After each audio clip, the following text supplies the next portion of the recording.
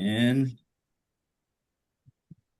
hello, my name is Maverick Collins. This is Ron McKellen and James Owen, and we are Team RuneScape, part of Professor Hughes' cohort of software engineers, semester two, SWE 410 here at Grand Canyon University.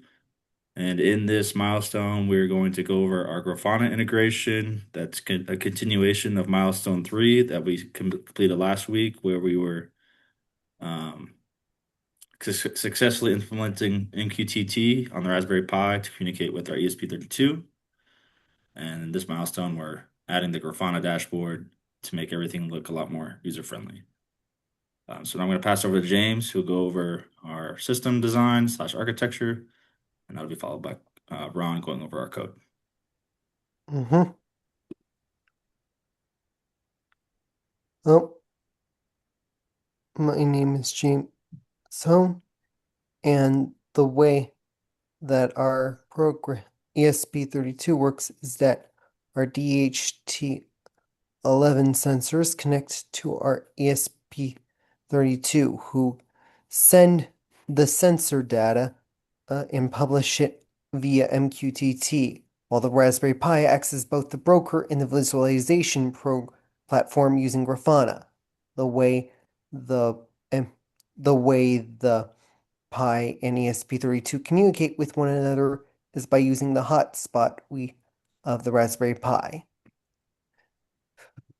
and it uses the MQTT protocol for the to communicate with each other through that hotspot.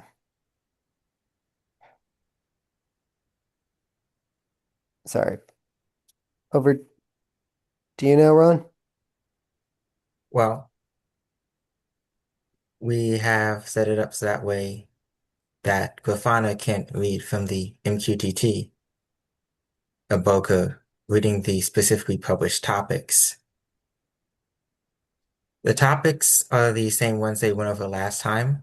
In general, we have not changed the code structure at all. The only thing that is different is that we added in the Grafana front end.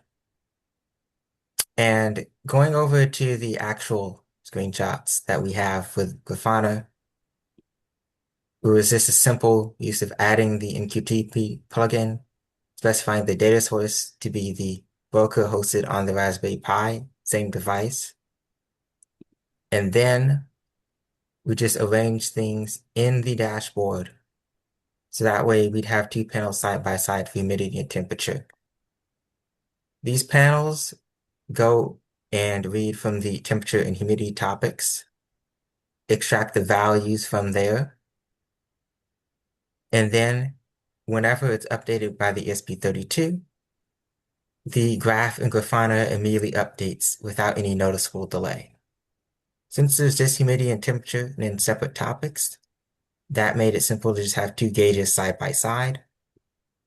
If we had more complex data, then it would be necessary to have more panels and perhaps different visualization options. However, right now, we just have humidity, which is a percentage from 0% to 100%. And we have the temperature, which is just in degrees Celsius. It's never going to be below freezing, and it's never going to be above boiling point. So using the scale 0 to 100 scale works perfectly in this case.